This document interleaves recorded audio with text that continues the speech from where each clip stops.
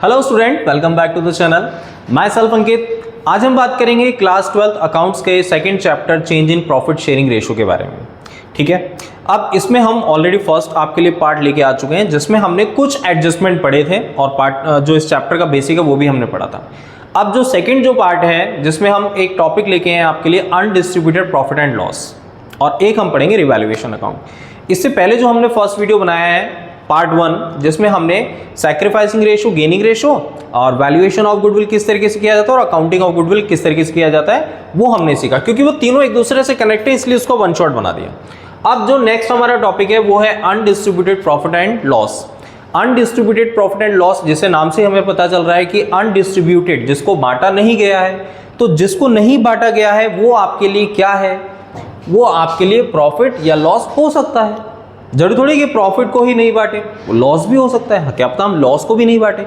तो प्रॉफिट और लॉस को अगर आप नहीं बांटते हैं, नहीं डिवाइड करते हैं, तो उस प्रॉफिट या लॉस का एडजस्टमेंट किस तरीके से किया जाएगा जब भी आपकी फर्म में पार्टनर्स अपना रेशो चेंज करेंगे। तो बैलेंस शीट में हम लेके आते हैं कि हमारे पास कौन कौन सी चीजें होती हैं। जैसे हो गया बच्चों एक reserve fund, general reserve, WCR, IFR and P&L। ये कौन सा बैलेंस होगा? क्रेडिट बैलेंस होगा। ये होगा P&L का क्रेडिट बैलेंस। अगर आपके पास लाइबिलिटी में है तो इट मींस ये आपके P&L का क्रेडिट बैलेंस है, वो आपके लिए क्या है? प्रॉफिट। ठीक है। एसेट्स में हमारे पास क्या क्या आ सकता है? डेफर्ड रेवेन्यू एक्सपेंडिचर आ सकता है, एडवर्टाइजमेंट सस्पेंस अकाउंट आ सकता है, और एक P&L अकाउंट का डेबिट बैलेंस भी आ सकता है। ये जो आपका डेबिट बैलेंस होगा ये क्या है? लॉस। हम जो बात कर रहे हैं वो बैलेंस शीट की बात नहीं कर रहे हैं। बैलेंस शीट में आने वाले अनडिस्ट्रीब्यूटेड प्रॉफिट एंड लॉस को हमें आइडेंटिफाई किस तरीके से करना है, किस तरीके से हमें उनको पहचानना है। कि क्यों? क्योंकि बच्चों इसमें इंपॉर्टेंट चीज ये होती है कि इससे रिलेटेड क्वेश्चन में आपको कभी भी कोई भी इंफॉर्मेशन नहीं देगा कि आपको इसको डिस्ट्रीब्यूट करना है कि नहीं करना है, आपको इसको ओल्ड में डिस्ट्रीब्यूट करना है, न्यू में करना है, क्या आपको इसको बैलेंस शीट में रखना है, नहीं रखना है, ऐसी कोई इंफॉर्मेशन आपको क्वेश्चन में नहीं देगा। बस ये आपको खुद को ही समझना पड़ेगा कि अनडिस्ट्रीब्यूटेड प्रॉफिट एंड लॉस जो हैं वो ये सब होते हैं। अगर क्वेश्चन में ये सब आते हैं तो हमें उनका अकाउंटिंग ट्रीटमेंट करना है। ठीक है। अब बात आती है कि सर इस अकाउंटिंग ट्रीटमेंट क्या होता है, इसका कैसे करें, किस तरीके से करें। देखिए बच्चों, सबसे पहली बात, चैप्टर अपना है change in profit sharing ratio. तो सबसे इंपॉर्टेंट बात है कि सर पार्टनर्स का जो प्रॉफिट शेयरिंग रेशो है वो चेंज हो रहा है। अगर पार्टनर्स का प्रॉफिट शेयरिंग रेशो चेंज हो रहा है तो इसका मतलब ये हुआ कि हमारे पास जो भी प्रॉफिट होगा, जो भी लॉस होगा, वो हम ओल्ड प्रॉफिट शेयरिंग रेशो में, ओल्ड प्रॉफिट शेयरिंग रेशो में डिवाइड करेंगे। ये अपन को ध्यान देना कि हमारे पास जो भी प्रॉफिट होगा, जो भी लॉस होगा, जो भी हमारे पास बैलेंस शीट में एक्यूमुलेटेड प्रॉफिट होगा या एक्यूमुलेटेड लॉस होगा, इट विल बी क्रेडिटेड और debited by the old partners in their old profit sharing ratio in the chapter change in PSR। तो हमारे पास जो भी ओल्ड प्रॉफिट शेयरिंग रेशो होगा उसमें हमें प्रॉफिट या लॉस को क्या करना है? डिस्ट्रीब्यूट करना है। ठीक है, ये चीज अपन को क्लियर होनी चाहिए कि सर इसमें न्यू प्रॉफिट शेयरिंग रेशो का कोई भी लेना देना नहीं होता है। जो भी आपके पास प्रॉफिट है वो हमें ओल्ड पार्टनर्स को उनके ओल्ड रेशो में ही देना है। क्यों? क्योंकि ये जो भी प्रॉफिट कमाया हुआ है ये पुराना है और पुराना प्रॉफिट नए रेशो में डिवाइड हो नहीं सकता, तो इसलिए पुराना प्रॉफिट पुराने रेशो में ही डिवाइड आपको करना है। ठीक है, तो हम एक दो एंट्री बना लेते हैं बच्चों। देखिए, सपोज दैट क्वेश्चन में क्या गिवन है आपको? प्रॉफिट गिवन है। प्रॉफिट कैसे गिवन है? सर सपोज दैट क्वेश्चन में हमारे पास जनरल रिजर्व गिवन है, general reserve account debit. Question में हमें P&L गिवन है लाइबिलिटी में, तो P&L अकाउंट डेबिट। क्वेश्चन में हमें रिजर्व फंड गिवन है, तो रिजर्व फंड अकाउंट डेबिट। और हमारे पास दो पार्टनर हैं A और B, और इनका रेशो था 2:1।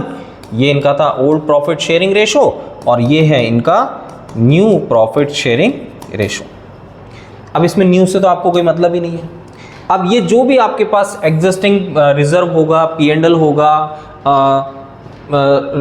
रिजर्व फंड होगा, जनरल रिजर्व होगा, ये हम किस में डिवाइड करेंगे? सर ओल्ड पार्टनर्स में। तो A's कैपिटल और 2 B's कैपिटल, ये हमें डिवाइड करना है।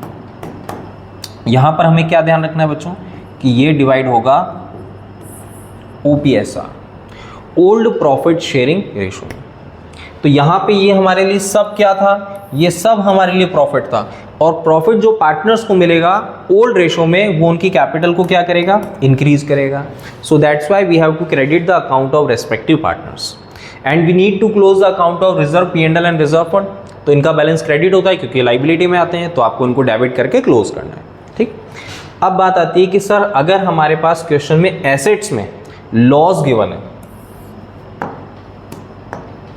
तो उसको रेज कौन करेगा, सर उसको भी रेज कौन करेगा, पार्टनर्स करेंगे। तो A is capital, B is capital, 2 P&L, 2 deferred revenue expenditure और 2 advertisement suspense account. These are the part of fictitious assets. बस अपन को ध्यान रखना है कि ये फिक्टिशियस असेट्स के पार्ट्स होते हैं, मोस्टली यही देगा आपको 99%, इन्हीं को आपको रेज करना है। अब इस एंट्री का लॉजिक क्या हुआ, we have to debit the account of partners capital because partners capital is going to decrease. अब यहां पर ये जो इनका रेशियो आएगा ये कौन सा आएगा, sir old profit sharing ratio में दोनों पार्टनर्स को उनका कैपिटल अकाउंट डिक्रीज करना है, क्योंकि फॉर्म में जो लॉस था अब रेशियो चेंज हो गया है। तो पार्टनर्स बोलेंगे कि भाई अब रेशियो चेंज हो रहा है तो आपको जो भी लॉस था, जो भी प्रॉफिट था, वो अपने ओल्ड प्रॉफिट शेयरिंग रेशियो में आप डिवाइड कर लीजिए। तो यहां पर हमारे पास क्या था, लॉस। ये P&L में कहां पर मिलेगा आपको, एसेट्स में। तो एसेट्स में अगर आपको P&L मिलता है तो वो लॉस है, डेफर्ड रेवेन्यू एक्सपेंडिचर हो गया, एडवर्टाइजमेंट सस्पेंस हो गया। तो ये पार्टनर्स रेज करेंगे तो पार्टनर्स की कैपिटल डिक्रीज होगी, तो हमने पार्टनर्स की कैपिटल को डेबिट कर दिया। तो ये था बच्चों adjustment undistributed profit and loss का।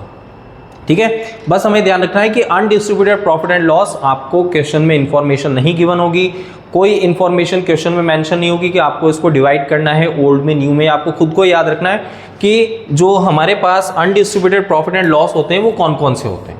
ठीक है, इनको हमें ध्यान रखना है कि सर ये हमारे अनडिस्ट्रीब्यूटेड प्रॉफिट एंड लॉस होते हैं, ये हमारे लिए सब प्रॉफिट होते हैं, ये पार्टनर्स को मिलेंगे तो इन सब को डेबिट करके पार्टनर्स के अकाउंट में क्रेडिट कर देना। ये हमारे लिए लॉस होते हैं एसेट्स में जो आते हैं, इन सब को आपको क्रेडिट करना और पार्टनर्स कैपिटल को डेबिट कर देना। अब हमारा नेक्स्ट टॉपिक क्या आता है, नेक्स्ट जो हमारा टॉपिक है बच्चों वो है रिवैल्यूएशन अकाउंट। एक और चीज है बच्चों, इसमें ये जो भी हम अभी अपन ने पढ़ा अनडिस्ट्रीब्यूटेड प्रॉफिट एंड लॉस, इसमें यहाँ पे दो नाम लिखे मैंने, WCR और IFR। ठीक है, वर्कमैन कंपनसेशन रिजर्व और इन्वेस्टमेंट फ्लक्चुएशन रिजर्व, इन दोनों की मैंने वन शॉट एक इंडिविजुअल सेपरेट वीडियो डाल रखी है।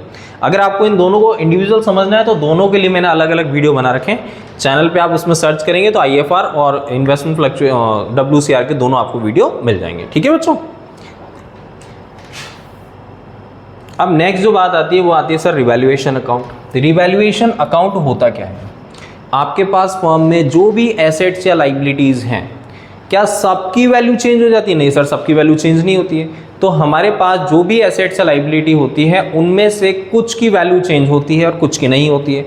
तो जिनकी वैल्यू चेंज नहीं होती है हमें उनका ध्यान ही नहीं देना है, लेकिन जिनकी वैल्यू चेंज हो जाती है हमें उसका ध्यान रखना है कि अगर उनकी वैल्यू चेंज हो रही है तो उस चेंजिंग वैल्यू से फर्म को प्रॉफिट हो रहा है या लॉस हो रहा है। अगर फर्म को प्रॉफिट हो रहा है तो वो प्रॉफिट पार्टनर्स को दिया जाएगा, फर्म को लॉस हो रहा है तो वो लॉस पार्टनर से लिया जाएगा, लेकिन कौन से रेशो में, ओल्ड रेशो में, ये भी अपन को ध्यान रखना है। तो इट मीन्स जब भी आपका प्रॉफिट शेयरिंग रेशो चेंज होता है then we have to revaluate the assets and liabilities of the partnership firm. और अगर उसमें कोई भी छोटा मोटा चेंज आपको दिखता है तो वो आपको कंपेयर करना है कि सर ये मेरे लिए प्रॉफिट है, ये मेरे लिए लॉस है। तो प्रॉफिट या लॉस जो भी होगा दैट विल बी क्रेडिटेड और debited to the partners in their old profit sharing ratio. तो रिवैल्यूएशन का मतलब क्लियर है कि हमारे फर्म की जो भी एसेट्स होती है उसको बुक वैल्यू से, मार्केट वैल्यू से कंपेयर करना है। कंपेयर करने के बाद आपको ये देखना है कि हमें प्रॉफिट हो रहा है या लॉस हो रहा है। सपोज दैट मेरे पास बुक में एक फर्नीचर है जिसकी वैल्यू 1 लाख रुपए है। अब मार्केट में इसकी वैल्यू मैंने पता करी तो मार्केट में इसकी वैल्यू 80,000 ही बता रहे हैं।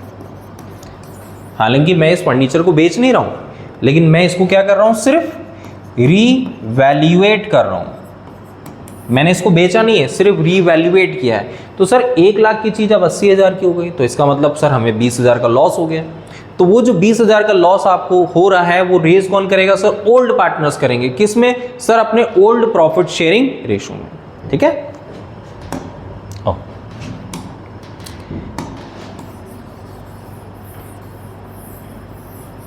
देखिए बच्चों, अब बात आती है रिवैल्यूएशन अकाउंट का किस तरीके से फॉर्मेट होता है और हमें क्या करना है, इसमें कैसे बनाना है, क्या क्या चीज़ों का हमें ध्यान रखना है। तो हम एक फॉर्मेट पढ़ लेते हैं, रिवैल्यूएशन अकाउंट।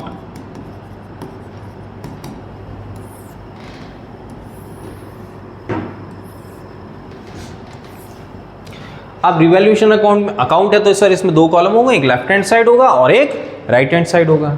अब लेफ्ट हैंड साइड जो होगा उसमें आपको सबको लॉस दिखाने हैं और राइट हैंड साइड जो होगा उसमें आपको सबको प्रॉफिट दिखाने हैं। ठीक है, अब जैसे लॉस क्या होते हैं, लॉस जैसे टू एसेट्स, टू लाइबिलिटीज। अगर हमारी एसेट्स जो है, जो हमारी फर्म की एसेट्स है, अगर वो डिक्रीज हो जाती है तो हमें नुकसान होगा। अगर हमारी फर्म की लाइबिलिटी इंक्रीज हो जाती है तो हमें प्रॉफिट होगा। ठीक है, जैसे एसेट्स मेरी, जैसे अभी मैंने आपको अभी एग्जांपल दिया था कि फर्नीचर 1 लाख का था, 80,000 का रह गया, तो इसका मतलब हमें 20,000 का लॉस हो गया। अगर हमारी लाइबिलिटी और बढ़ जाए तो भी हमें नुकसान हो गया। इसका रिवर्स हमारे लिए प्रॉफिट होगा। जैसे अगर हमारी एसेट्स बढ़ जाए तो हमारे लिए फ़ायदे की बात है। मेरे पास एक बिल्डिंग थी 3 लाख की, अब वो 3.5 लाख की हो गई, तो 50,000 का हमें फ़ायदा हो रहा है। तो वो जो डिफरेंस है वही आपको यहाँ लिखना है, बाय लाइबिलिटीज़। अगर मेरी कोई लाइबिलिटी कम हो जाए, सपोज दैट मेरे कुछ क्रेडिटर्स है वो फ्यूचर में पैसा नहीं मांगेंगे, तो means creditors will not arise in future, means the expenses that will arise not in future, तो ये आपके लिए क्या है, प्रॉफिट की बात है। तो एसेट्स बढ़ जाना और लाइबिलिटी कम हो जाना हमारे लिए प्रॉफिट की बात है। अब दो अलग से एडजस्टमेंट और मैं आपको सिखा रहा हूं। सपोज दैट हमारे पास कोई अनरिकॉर्डेड लाइबिलिटी क्वेश्चन में गिवन है। अनरिकॉर्डेड लाइबिलिटी मतलब मेरे को पता चला कि यार मेरे कुछ क्रेडिटर्स है जो मैंने बुक में नहीं लिख रखे, लेकिन अब मुझे उनको पे करना है, तो ये मेरे लिए अनरिकॉर्डेड था। और क्या था, लाइबिलिटी। तो लाइबिलिटी एकदम से रेज हो गई, लाइबिलिटी एकदम से अराइज हो गई, तो मेरे लिए लॉस है। तो उस लॉस को रेज कौन करेगा, पार्टनर्स, तो आपको उसको डेबिट में लिखना है।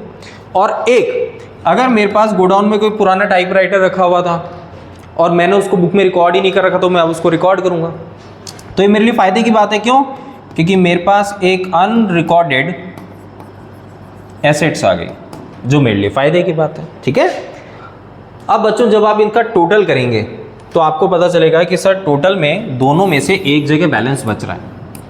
दोनों का जब टोटल करेंगे तो या तो क्रेडिट का ज़्यादा आएगा या फिर डेबिट का ज़्यादा आएगा। अगर क्रेडिट का बैलेंस ज़्यादा आ रहा है तो इसका मतलब बैलेंस कहाँ बचेगा, डेबिट में। क्रेडिट का बैलेंस ज़्यादा आने का मतलब क्या है, प्रॉफिट।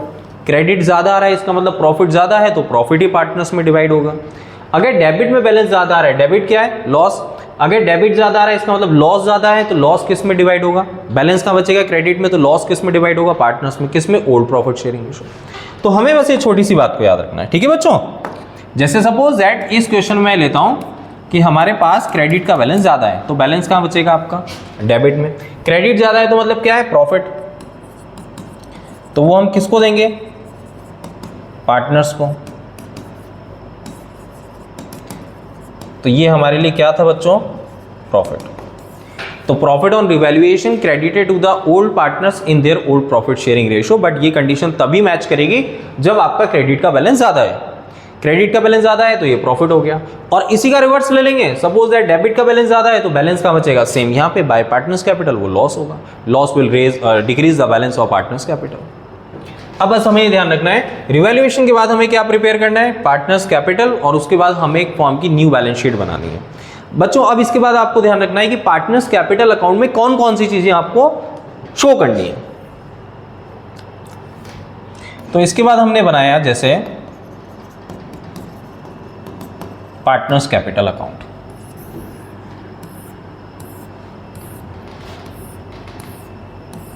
ठीक है, अब पार्टनर्स कैपिटल में सबसे पहला पॉइंट आता है, we have to show the old balance.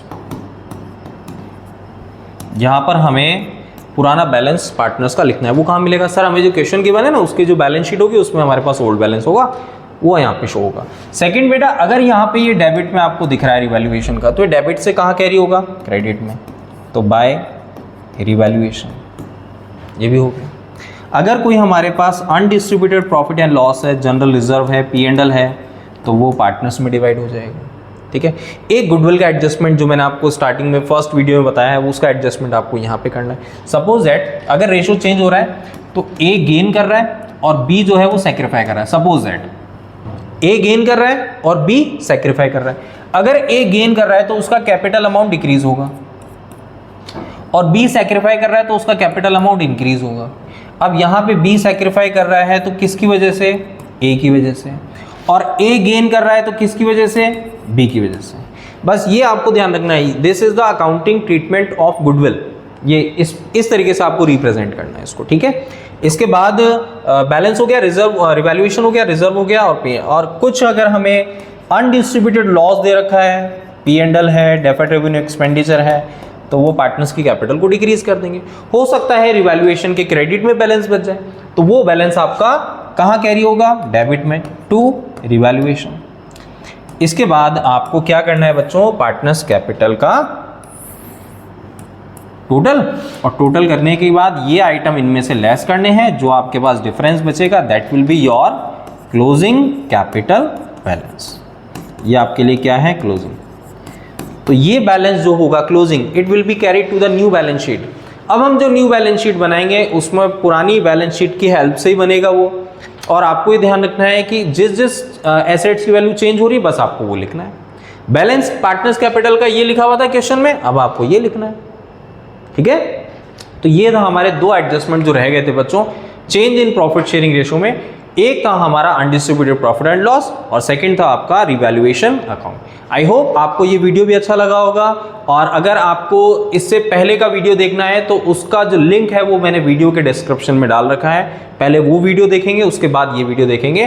Chapter में जो टॉपिक थे वो मैंने आपको क्लियर करा दिए हैं। आगे जो हमारा वीडियो आएगा वो next chapter admission of a new partner का आएगा।